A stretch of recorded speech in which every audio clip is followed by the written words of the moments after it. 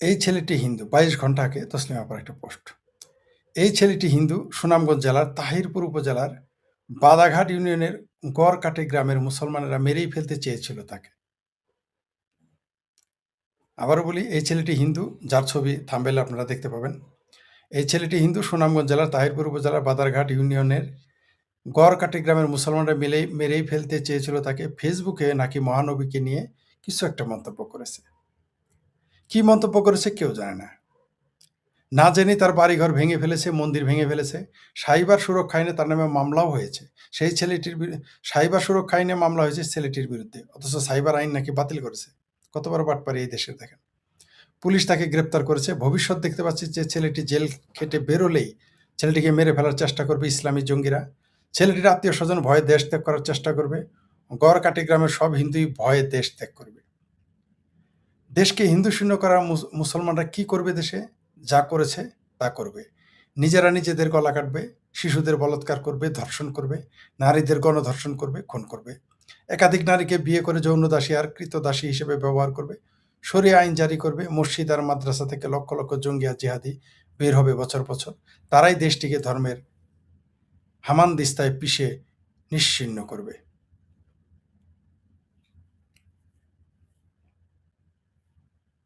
জি, এই ছেলেটাকে, জি, এই ছেলেটা এখন এই ছেলে কি কটূক্তি করেছে? আমরা দেখেছি যে ইসলাম ধর্ম নিয়ে, মহানবীকে নিয়ে কটূক্তি করে, আল্লাহকে নিয়ে কটূক্তি করে। কি কটূক্তি করে আমরা জানি না, আমরা শুনিও না। কোনটা যে কটূক্তি আর কোনটা কটূক্তি নয়, আমরা তাহলে একটু মেজারমেন্ট করতে পারতাম যে সত্যি কটূক্তি, সেটা আমরা কোনোদিন জানি না। ধরেন নবীকে কাউবয় বলেছে, এটা যদি আমি বলি ইসলাম অবমাননা হয়ে যাবে। এটা যদি তসলিমা নাসরিন বলেন সাতিমে রাসূল হয়ে যাবে। এটা যদি আসাদ নূর বলেন বাড়িঘর ভরে দিবে। এটা যদি অন্য কেউ বলে সেটা ইসলাম খত্রমে, ইসলাম বিদ্বেষী হয়ে যাবে। কিন্তু ইসলাম নবীকে কাউবয় কে বলেছে? কেউ আমরা বলিনি।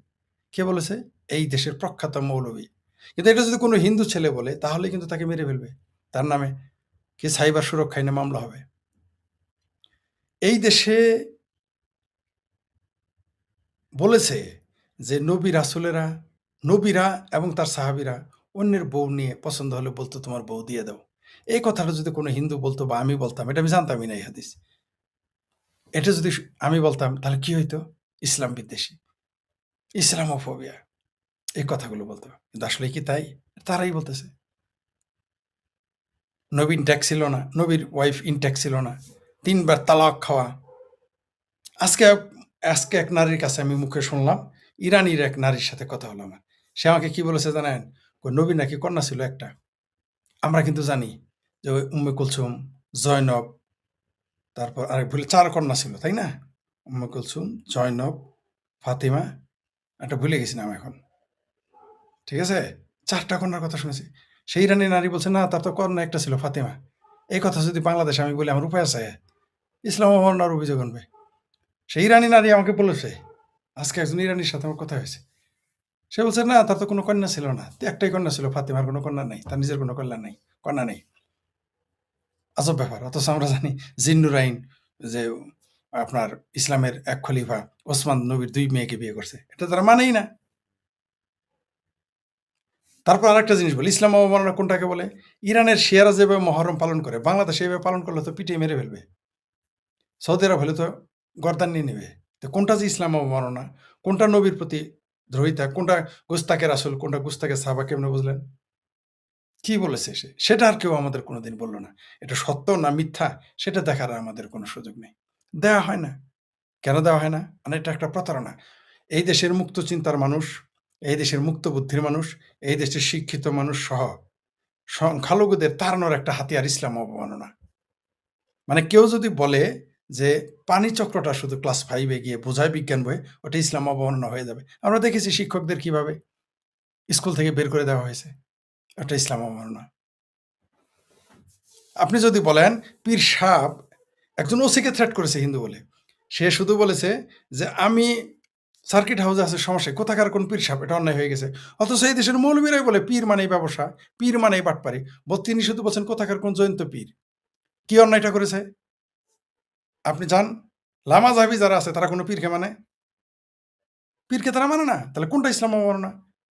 একজন ওসিকে বলতেছে জয়ন্তপুরের পীর সাহেব আসবে। আপনি কোথাকার কোন জয়ন্ত পীর? এটা এরা বলে না? কোথাকার কোন ভাসানী বলে নাই, কোথাকার কোন পীর বলে নাই। বাংলাদেশের যারা লামাযাবি তারা তো পীর মানেই না। যারা কওমি তারা তো পীর মানেই না। তাহলে ওই লোকটার সাথে বলছে কোথাকার কোন পীর, ঠিকই তো বলেছে। ছাই দিয়ে দেশে বলেছে দেইলারা জাগার যে কলা গাছ খাইলো চিড়ে, জিরে মানে কেঁচো, আর দেশটা খাইলো পীরে। এটা আমি বললেই তো ইসলাম অবমাননা হয়ে যেত। মানে কোনটা নবীর অবমাননা? আপনি দেখেন, আপনারা জানেন যে ভারতের সেই, আরে ভুলে গেলাম নাম, ভারতের সেই রাজনীতিবিদের পিজিবির নেত্রীর নাম ভুলে গেলাম। তিনি তিনি কি বলেছিলেন? যে নবী ৫৩ বছর বয়সে ৬ বছর আয়েশাকে বিয়ে করেছে। ৯ বছরে তার সাথে সংসার করেছে, মানে সঙ্গম করেছে। ইসলাম অমান্য হয়ে গেছে। এটা মৌলবীরাই বলে। বরং আলিয়া মাদ্রাসায় পড়ে ৬ বছরে বিয়ে করছে, ৯ বছরের কথা বলে না? আমি নিজে দেখেছি সেই কোশ্চেন। নবী বিয়ে করছে ৬ বছর আয়েশাকে। ৬ বছর ছিল আয়েশার, ৬ বছর। এটা নূপুর শর্মা, মনে পড়েছে। নূপুর শর্মা বিজেপির নেত্রী। তার নেতৃত্ব গেছে, মন্ত্রিত্ব গেছে, দলীয় পদ চলে গেছে। এবং এই কারণে খুনোখুনি হয়ে গেছে। তার পক্ষে একজন নূপুর শর্মা সঠিক। এটা পোস্ট দিয়ে তাকে মেরে ফেলেছে ভারতে। এবং তাকে ছাড়ানোর জন্য বামপন্থীরা লেগে গেছে। যে লোকটা শুধু বলেছে নূপুর শর্মা যা বলেছে সঠিক, তাকে মেরে ফেলেছে, এক দর্জিকে মেরে ফেলেছে। যারা মেরে ফেলেছে তাদেরকে ছাড়ানোর জন্য ভারতের বামপন্থীরা রেডি। কোটি, কোটি টাকার উকিল তাদের জন্য রেডি। অদ্ভুত ব্যাপার। যা মৌলবীরা বলে, নূপুর শর্মা বলেছে, সেটা ইসলাম ধর্ম অবমাননা হয়ে গেছে। তো কোনটা যে ইসলাম ধর্মের অবমাননা আমরা তো জানি না। আপনারা বলেন যে কোনটা ইসলাম ধর্মের অবমাননা?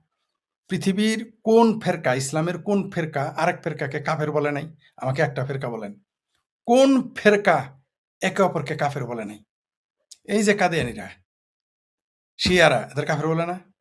আজকে একজন আমাকে লিখেছে, যে মেসেজে লিখেছে যে বাংলাদেশের কোন অঞ্চলের কথা যেন, চিটাগাংয়ের কোন জায়গার কথা বলছে, সেখানে লেখা আছে, ব্যানারে লেখা আছে শিয়া কাফের।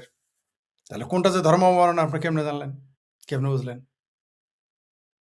নবী অশিক্ষিত ছিল এটা বললে কাফের, আপনি কাফের হতে দিবেন না। কিন্তু আমি তো নিজের মুখে মৌলবীদের কাছে শুনেছি নবী উম্মি ছিল, অশিক্ষিত।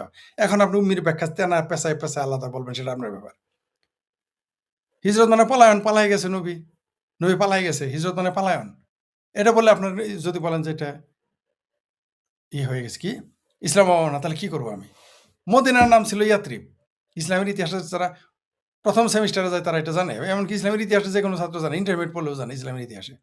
ইন্টারমিডিয়েট কলেজেও যদি তার একটা সাবজেক্ট থাকে, ডিগ্রিতে থাকে, সে জানে যে মদিনার নাম ছিল ইয়াত্রিব। সেখানে মদিনার ইহুদিরা নবীকে জায়গা দিয়েছে। এই কথা বললেও ইসলাম অবমাননা হয়ে যাবে। এটা ইতিহাসে, ইসলামের ইতিহাসে লেখা। আজকাল তো মামুনুল হকের বিরুদ্ধে বললে বলে যে ইসলামের অবমাননা হয়। চরমনাই পীরের বিরুদ্ধে বললে ইসলাম অবমাননা হয়। কিন্তু তারা বলাৎকার করলে ইসলাম অবমাননা হয় না। তারা কোরআনের উপরে পায়খানা করলে ইসলাম অবমাননা হয় না। আপনাদের ষড়যন্ত্রের কথা মনে থাকার কথা, কোরআনের উপরে পায়খানা করেছিল হিন্দুদের ভাসানের জন্য, সংখ্যালঘুদের ভাসানের জন্য। ধরা পড়ার পর কেউ এটা নিয়ে কথা বলেনি। তখন সেটা হয়ে গেছে তার নাকি মস্তিষ্ক নষ্ট ছিল। যিশু, যিশু, তারপর কৃষ্ণ, মোহাম্মদ সব এক। এটা যদি আমি বলি তাহলে তো বলবেন ইসলাম অবমাননা। কিন্তু শিবিরের নেতা বলেছে তো, শিবিরের উকিল মনির বলে নাই? এই তো ইসলাম অবমাননা আসলে কি? নবীর অবমাননা কি? এটা তো আপনি সঙ্গে আনতে পারবেন না। আপনি বলে দিলে হয়ে গেল। নবীর বাবা-মা জাহান্নামে যাবে। এই পৃথিবীর বহু মৌলবি বলে। আমি যদি এটা বলি বলবেন, এখন যদি কোনো হিন্দু খ্রিস্টান পোস্ট দেয় যে এটা কেমন ধর্ম? যে নবী তার মা-বাবাকে রক্ষা করতে পারে না, তারা দুযোগে যাবে। আর মুসলমানরা বলে হযরত মুহাম্মদ সবাইকে শাবায়াত করবে। এটা যদি কোনো হিন্দু লেখে বা আমি লিখি, আমি এই প্রশ্ন আমার আসতে পারে না যে নবী নিজেই নিজের মা-বাবাকে উদ্ধার করতে পারবে না দুযোগ থেকে? তাহলে আমাকে কিভাবে শাবায়াত করবে? আমার বাপকে কিভাবে শাবায়াত করবে? আমার মাকে কিভাবে শাবায়াত, আমার সন্তানকে কিভাবে শাবায়াত করবে? আমার বউকে কিভাবে শাবায়াত করবে?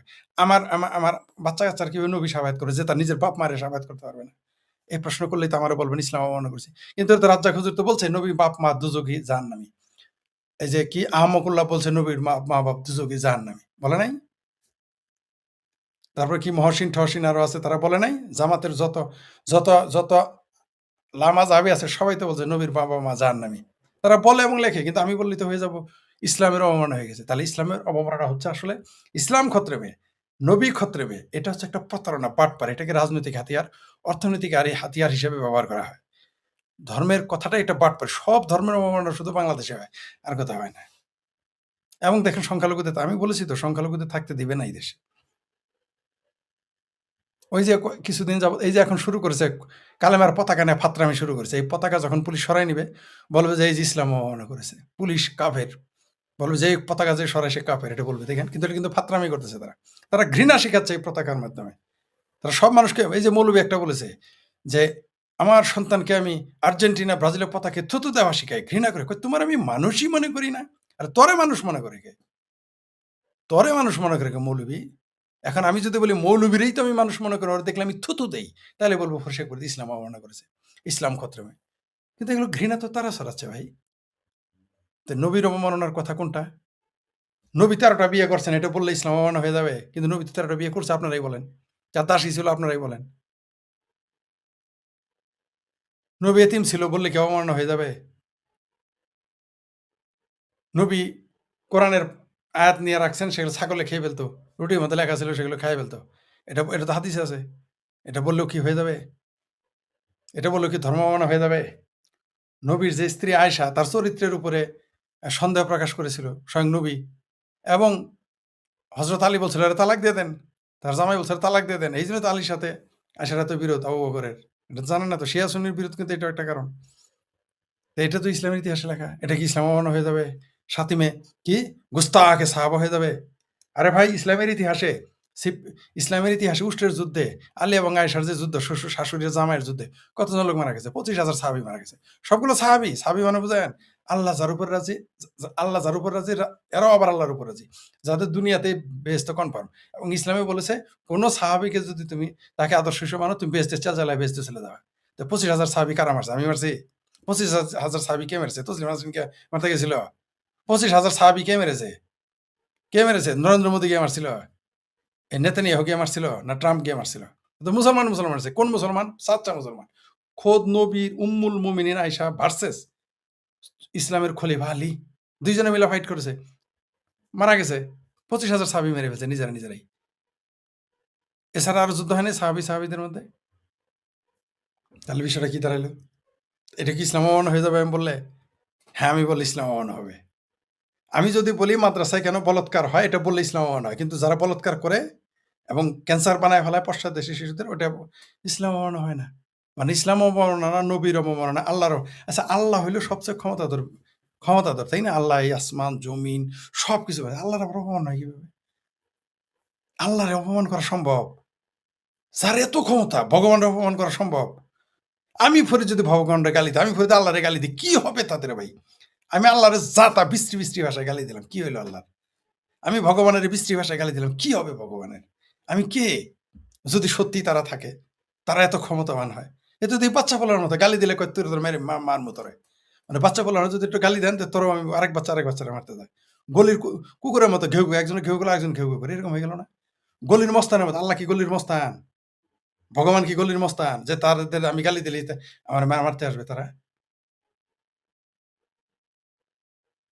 আল্লাহ, ভগবান যারা স্রষ্টার আপনি দাবি করেন যারা, এর সমালোচনা করলে পৃথিবী ধ্বংস হয়ে যাবে। দুযোগে যাওয়া লাগবে আমার। আগুনে পোড়াবেন কেন? কি কারণে? আমি যদি আমার মতো ১০০ কোটি ফরিদ সারাদিন আল্লাহরে গালি দেয়, সারাদিন আল্লাহরে গালি দেয় মা-বাপ তাহলে কি হবে আল্লাহর আবার বলেন? এত ক্ষমতাধর ব্যক্তি। কি হবে? ক্ষতি হইলে আমারই হবে। কিন্তু তার কিছু হবে? তাহলে এটা কিভাবে ধর্ম অবমাননা হইল? কিভাবে আল্লাহরে গালি দিলে অবমাননা হইল? কি সমস্যা আপনার? আসলে আল্লাহ অবমাননা না, নবী অবমাননা। নবী মারা গেছে ১৪০০ বছর ১৪৫০ বছর আগে। ওই মরা ব্যক্তির অবমাননা হয়ে যায়। কি অদ্ভুত ব্যাপার! ১৪০০ বছর আগে একটা লোক মারা গেছে। তার নিয়ে কথা বললে এটা সেটা ধর্ম অবমাননা হয়ে যায়। ফাত্রামি করার একটা তো সীমা থাকা উচিত। এটা হলো আপনার বিশ্বাস আহত হয়েছে। আপনি বিশ্বাস করেন ৬ বছরের মেয়েরে বিয়ে করলে সেটা বৈধ। আমার কাছে তো সেটা বৈধ হবে না। ৬ বছরের মেয়েরে কোনো সভ্য লোক বিয়ে করতে পারে? এটা আমার কাছে মনে হয় না। আমি বলব। আরেকজন বলবে। আপনার সমস্যা কি? আপনি যে কাজ করলে তসলিমা নাসরিন একটা পোস্ট দিয়েছিলেন। যে কাজ করলে সমালোচনা হয়, লজ্জা পাবা, সেই কাজ করো কেন বাবা? তসলিমা আপা কত অনেক আগে এটা তো পত্রিকায় পড়েছি না কলামে পড়েছি নাকি তার বইয়ে পড়েছি না ফেসবুকে আমার মনে নাই। তিনি একবার একটা লিখেছিলেন যে, "যাহা করলে পুরুষেরা লজ্জা পায়, যাহা করলে তুমি লজ্জা পাও" এরকম লিখেছিলেন। তুমি সেটা করো কেন? ৬ বছরের বাচ্চারা বিয়ে করছে এটা বললে আপনার সমস্যাটা কি? করছে তো এটা। এর ধর্ম মানা হবে কেমনে? মৌলবীরা বলতেছে নবীর বাপ মা জাহান্নামী, দোজখে যাবে, নবী রক্ষা করতে পারবে না। তাহলে আমি যদি বলি যে নবী তার মা-বাবাকে রক্ষা করতে পারে না, আমি ফরিদের কেমনে দোজখ থেকে রক্ষা করবে? এটা ধর্ম মানা হয়ে গেল? তাহলে কিন্তু আগে রাজ্জাক বিন ইউসুফের কে ধরেন, মহসিনকে ধরেন, রাজ্জাক বিন ইউসুফের পোলাপানকে কে ধরেন, শায়েখ আহমকুল্লাহকে ধরেন, ওটা সেটার মধ্যে গোলাবে না। সব দুর্বল লোক যারা সংখ্যায় কম তাদের আপনি হিন্দুদের উপর অত্যাচার করতে পারবেন। আমি ফরিদ আমার মতো 200-400 সারা দেশে 100-200 মানুষ মুক্ত চিন্তার কথা বলে তা করে আপনি যা ইচ্ছা তাই করতে পারবেন। ক্ষমতার গায়ের জোর।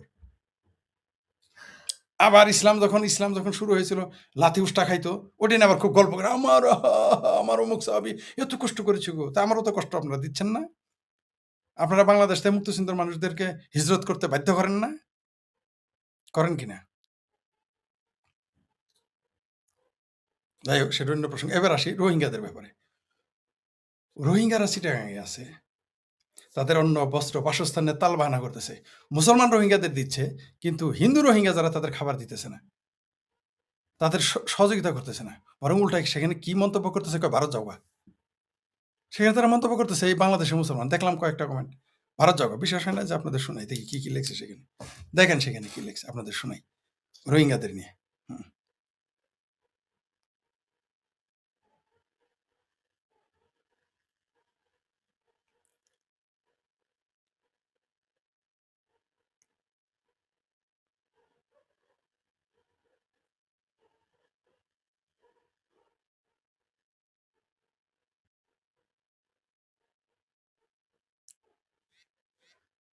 মুসলিম রোহিঙ্গা, যে এটা সত্য সনাতন টিভি নামে একটা ফেসবুক পেজ, সেখানে আসছে মুসলিম রোহিঙ্গারা ত্রাণ পেলেও পাচ্ছে না হিন্দু রোহিঙ্গারা। কেন ভাই আপনি ত্রাণ দিবেন না? কি কারণে? কি অপরাধ তাদের? এই দেশের মুসলমান ভারতে গিয়ে অনুপ্রবেশকারী, তাদের আপনি জায়গা দেন না, হিন্দু রোহিঙ্গা হলে জায়গা দেন না, এগুলি কি? দেখেন একজন লিখছে,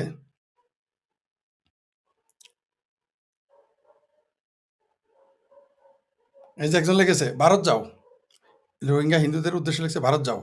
আরেকজন লিখেছে মোদির কাছে গিয়ে কও। আরেকজন লিখছে মোদির কাছে গিয়ে বলো। আরেকজন লিখছে ইসকন কই। এগুলো হলো তাদের বক্তব্য। মানে হিন্দু রোহিঙ্গারা না খেয়ে আছে, কষ্টে আছে চিটাগাঙে, এই কক্সবাজারে, এদের ব্যাপারে এই বক্তব্য বাংলাদেশি মুসলমানদের।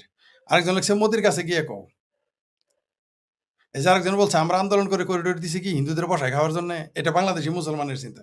অথচ আপনাদের একটা কথা বলি, আমাদের একটা বিশেষ বৈঠক হচ্ছিল, আপনার বিশেষ আলোচনা হচ্ছিল।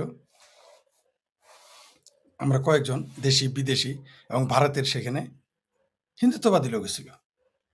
সেখানে একজন প্রস্তাব দিয়েছে ভারতের জন্য, যেটা আমি বলেছিলাম এর আগে। আবার এই যে বললাম না হিন্দুত্ববাদীর সাথে কথা হয়েছে, দু একটা বাটপার হিন্দু আবার বলবে এই যে ফরিদের সাথে হিন্দুত্ববাদী সম্পর্ক, এটাও দেখবেন দু একজন আবার কওয়া শুরু করে দিবে, এটা আবার কাট করে। ঠিক আছে, হতে পারে সে বাটপার এই আলোচনাতেও ছিল, হতে পারে, কিন্তু সে বলবে যে এই যে ফরিদ হিন্দুত্ববাদীদের সাথে ছিল। যাই হোক সেটা অন্য বিষয়। সেখানে একজন যে বলেছিল যে বাংলাদেশে খাদ্য রপ্তানি বন্ধ করে দেন। আমারও বলেছি আর আগে যে আমারও নীরব সমর্থন, আমি চুপ ছিলাম, কোনো হ্যাঁ না বলি নাই। কিন্তু একজন বিজেপির নেতা, সাধু সন্ন্যাসী, আমার ওই দিন থেকে হিন্দুদের প্রতি শ্রদ্ধাবোধ বেড়ে গেছে আরো, বলো যে না, আমাদের ধর্ম, আমাদের দর্শন, আমাদের সনাতন ধর্ম শত্রুকে না খাইয়ে রাখার পারমিশন দেয় না। আর এনে মুসলমান কি বললো যে তোমরা করিডোর দিয়ে আমরা কি রোহিঙ্গা নিয়ে আসছি হিন্দুরা খাওয়ানোর জন্য? চিন্তা করে দেখেন, এই হলো মুসলমান। আর এই যে যতই হিন্দুদের গালি দেন তাদের মধ্যে পার্থক্য দেখেন। হিন্দুত্ববাদী বলে গালি দেন যে হিন্দুদের, কিন্তু পার্থক্যটা দেখেছেন তারা কি বলে? আমি সাক্ষী। বললো যে না না না, বাংলাদেশে আমরা খাদ্য রপ্তানি বন্ধ করার জন্য সরকারকে কখনোই বলবো না, কারণ মানুষকে না খায় রাখা যাবে না। এটাই বৈদিক দর্শন, বৈদিক সাহিত্য, হিন্দু ধর্ম, সনাতন ধর্মের শিক্ষা। কিন্তু মুসলমান কি করতো? না খাওয়াই মারতো। আপনার একটা উদাহরণ দিই, কাতারের সাথে সৌদি আরবের ঝগড়া লাগছিল, মনে আছে কি? এই 5-7 বছর আগে, আমার এক্সাক্ট টাইম মনে নাই। সৌদি আরব কি করছিল জানেন? কাতার